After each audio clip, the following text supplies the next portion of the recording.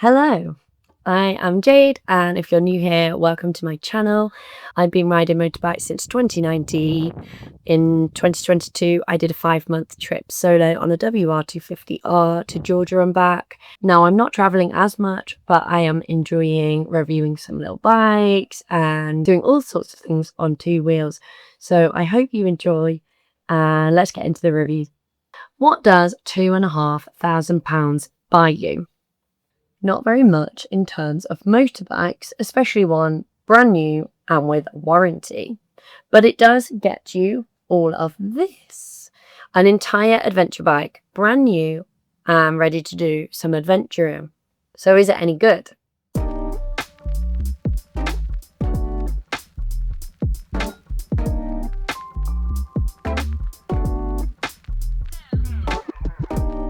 Before we go any further, let's clear one thing up. The XPulse is a bargain. But like most things, you get what you pay for. There are better performing bikes out there, and surprise, surprise, they cost more. Let's begin with a bit of context. So Hero are the second biggest bike manufacturer in the world. They churn out one bike every 18 seconds, which is insane to think about. And the XPulse has been around for a while in India, where Hero are from, since 2019, and now is available here. So we have, it's a 200cc, 19 brake horsepower, 159-ish kilo bike. It's arrived at the perfect time in the UK, I think, when the market is growing in demand for bikes like this, ones that are small, cheap and accessible. Now, nobody that's ready to go and buy a brand new Tenere or KTM is going to turn around and instead buy this. But there are plenty of people out there who just want a cheap bike for getting about, doing a spot of green laning maybe, commuting, a bit of touring, but they don't want to spend too much doing that. So that raises the question, is the Hero XPulse worth the cash? In other words, if I had 2.5k to spend on a brand new bike and I wanted it to be brand new, would I buy it? I've had this bike for quite a few weeks now and I've put in 500 plus miles on it. So let's start with the positives. The biggest and most obvious point is the price. If it was otherwise rubbish, it would still be good value.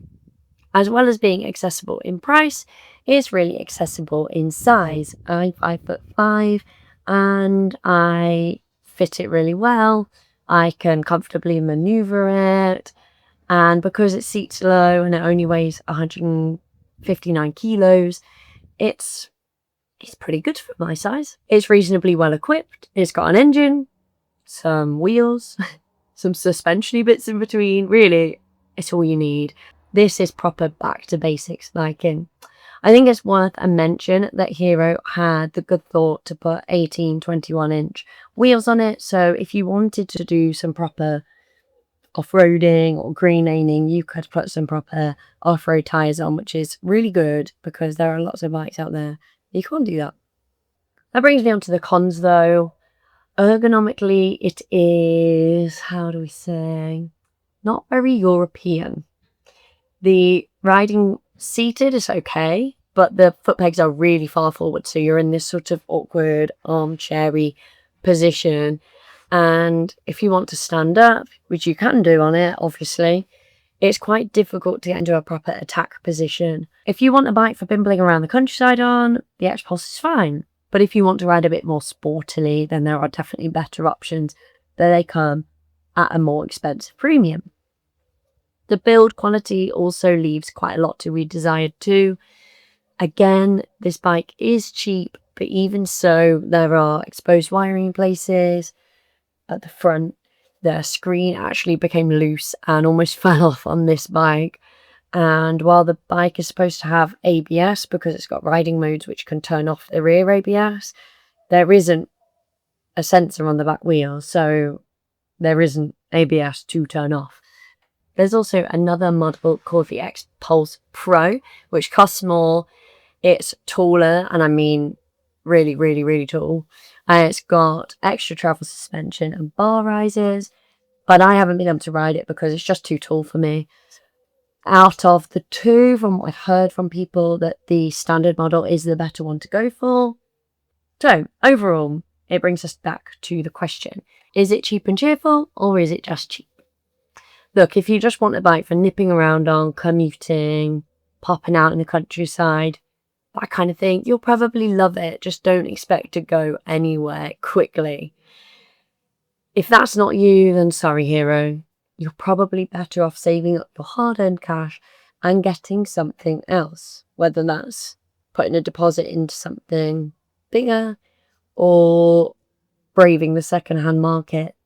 I just want to say thank you so much to MotoGB for lending me the bike. It's been amazing for nipping around on and commuting. I even went to an animal sanctuary weekend called the Sheepover. If you're down near Northampton, then you should definitely visit. It will do 70 miles an hour, so if you need to go on a motorway or a dual carriageway, you can. It's not comfortable doing so, but you can. So thank you, MotoGB, and thank you so much for watching. I hope you've enjoyed, and I will see you on the next. Alrighty then, the moment of truth. Old man noises.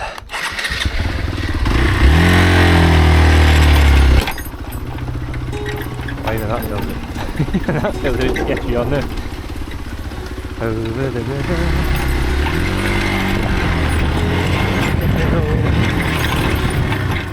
I'll get round the corner.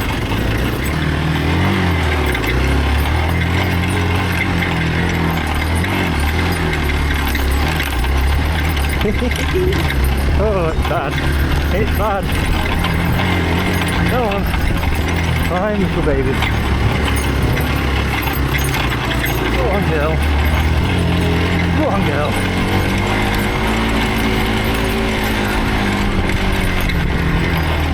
That's it. Not any other gear but first.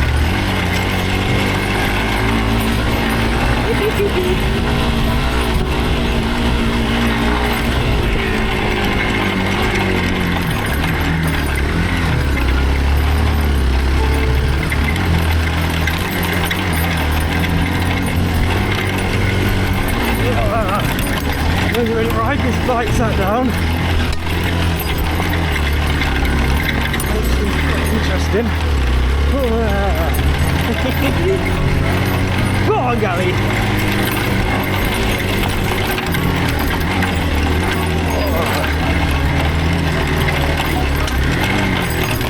That's great.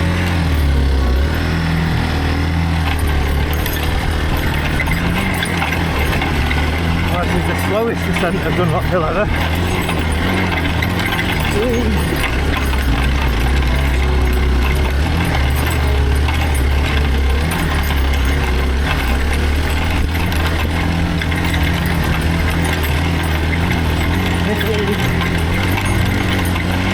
Go on, little bike.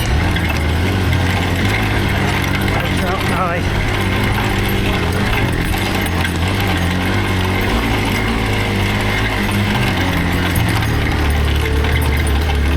Unstoppable. She's unstoppable. Oh, a bit of heads there.